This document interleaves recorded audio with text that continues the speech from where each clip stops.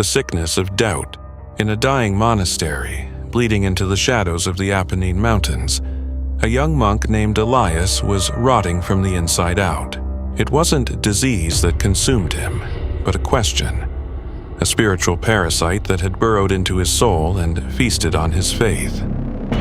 If God is all-powerful and all-good, why does he allow demons to exist? Why unleash such a plague of malice upon his own creation? The abbot's answers were smooth, worn stones in his hand. They are a test, a punishment, a consequence. But the words offered no comfort. They were a flimsy bandage over a gaping, septic wound.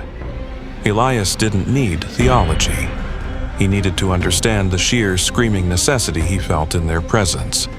A presence that clung to the world like the stench of spoiled meat. He was convinced the real answer wasn't meant for pious ears. It was a secret low, hocked away, festering in the dark. And in his madness, he decided he would be the one to find it, even if it cost him his sanity. This is the story of that damnation. An exploration into an idea so radical, so utterly profane, that demons are not a bug in the system, but a vital, grinding gear in a cosmic machine of perfect, horrifying symmetry. A crypt of abandoned ideas. While other monks found peace in prayer, Elias found only more corridors in a labyrinth of terror. His obsession made his superiors uneasy. To them, the matter was settled. Christian teaching was clear. Demons are fallen angels who chose to rebel. God permits their evil, the abbot would say, but he does not will it. He allows their temptations so our faith can be proven genuine. But for Elias, this felt like explaining a slaughter by discussing the sharpness of the blade. It was technically correct, but it missed the warmth of the blood, the agony of the victim. It felt less like a flaw in the design and more like a function. His search led him from the sanctioned library into the monastery's archives, a place of dust and forgetting. A crypt of abandoned ideas, texts deemed too heretical for pious minds. He spent months in the chilling damp, the scent of decaying paper, and something vaguely metallic in his lungs. It was there, behind a false wall in the lowest sub-basement, that he found it. No title on its spine, bound not in calfskin, but in glistening, flayed skin, the follicles still faintly visible under the grime. The lock wasn't metal, it was a sharpened, yellowed piece of bone. The Book of God's Shadow. With a trembling hand and a shard of rock, he smashed the bone lock. It shattered with a sound like a dry crack of thunder. As the cover creaked open, a fine, black powder, like ground obsidian, puffed into the air.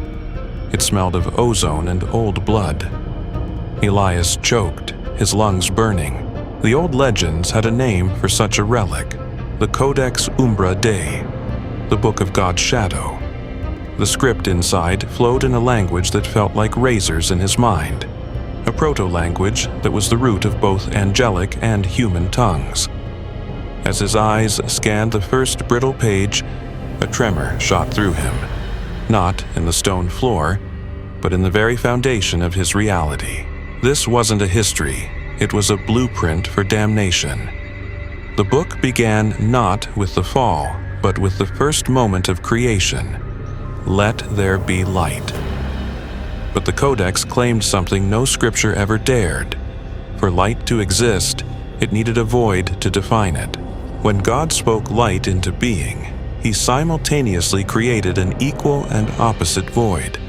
Not an absence, but an active, hungry, and balancing presence of darkness.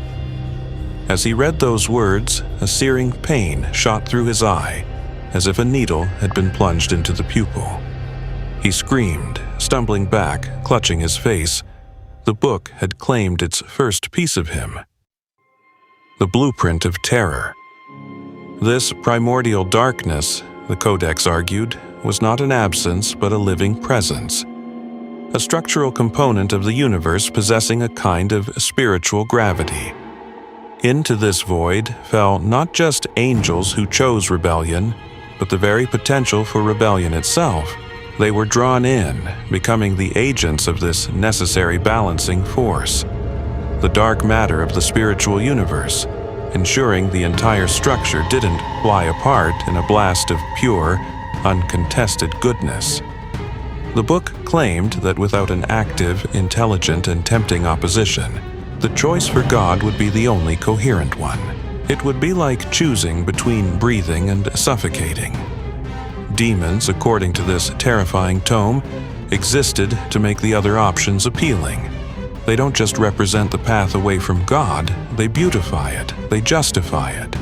They build inns along its roadside and compose anthems to its glories. They are the friction that allows the engine of salvation to turn. The Unmaking of Elias. As this knowledge flooded his mind, the book's poison began to work. The hum behind his eyes became a piercing screech. He looked at his hands, and the skin was turning translucent, not with light, but with a sickening grayish pallor, the veins beneath pulsing with black fluid. The book wasn't just information, it was an activation key. He felt a tearing sensation in his throat, and when he tried to speak, two distinct tones emerged, one his own, the other a dry, sibilant whisper. He stared into a pail of water, and the face that stared back was no longer his. His left eye had melted, the brown iris boiling away to reveal a swirling nebula of cold, dead starlight. His right eye had collapsed inward, becoming a pit of absolute darkness that seemed to suck the light from the room. He was becoming a living diagram of the Codex's principle. The knowledge was unmaking him, piece by agonizing piece. The Terrible Symmetry. The deeper Elias ventured into the Codex, the more the world began to warp.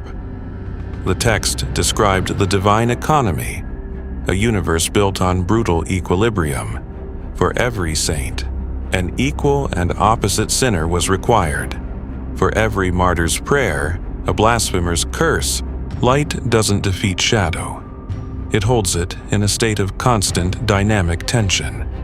The promise of a final victory over evil was a lie told to children. The truth was a perpetual, unending balance. He could now hear the silent, desperate prayers of his brothers, and in the same breath, he heard the seductive, reasoned arguments of the demonic. They weren't shrieking monsters. They were calm, logical, and persuasive, and their voices echoed in his own mind, using his own memories as weapons. He stopped eating. He stopped sleeping. His body seemed to draw energy directly from the cosmic tension he now perceived, a parasite feeding on the struggle between good and evil. The other monks grew fearful. He would answer questions they had not yet asked, revealing secret shames confessed only to God. He was no longer a man, but a theorem carved into flesh. The Fulcrum. The end came on a moonless night.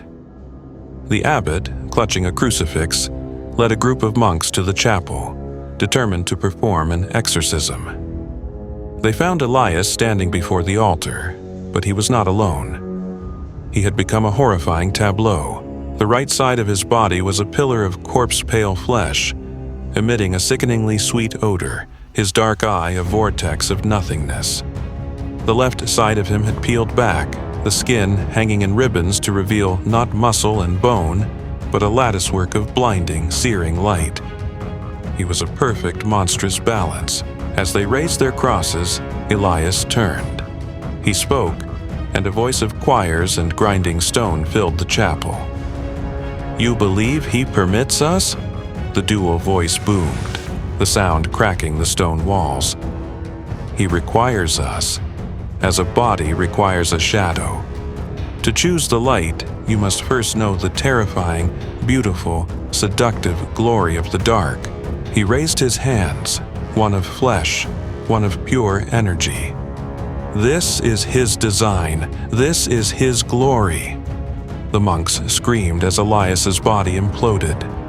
A wave of absolute darkness rushed from his right side, turning everything it touched to dust, while a blast of unbearable light erupted from his left, incinerating stone. When it was over, Elias was gone. All that remained was a scorch mark on the floor, a perfect, horrifying circle, half obsidian black, half bleached white. A scar on the heart of the monastery that would forever radiate a profound sense of both sacred presence and unspeakable loss. The story of Elias is a legend, a dark fable to grapple with one of faith's most disturbing questions. It twists the problem of evil into something far more terrifying. Not a cosmic war, but a symbiotic dance. It suggests the darkness we fight isn't an invading army, but the necessary shadow that gives God's light its very shape and meaning. The price of understanding this was Elias's humanity. He sought an answer and became a monument to its terrible truth. What are your thoughts? Is evil a necessary component for free will to be truly free? Or is this simply a story we tell ourselves to make sense of the horror? Share your perspective in the comments below. And if you crave explorations into the darker mysteries of theology and philosophy, be sure to subscribe and ring the bell. You won't want to miss where we're going next.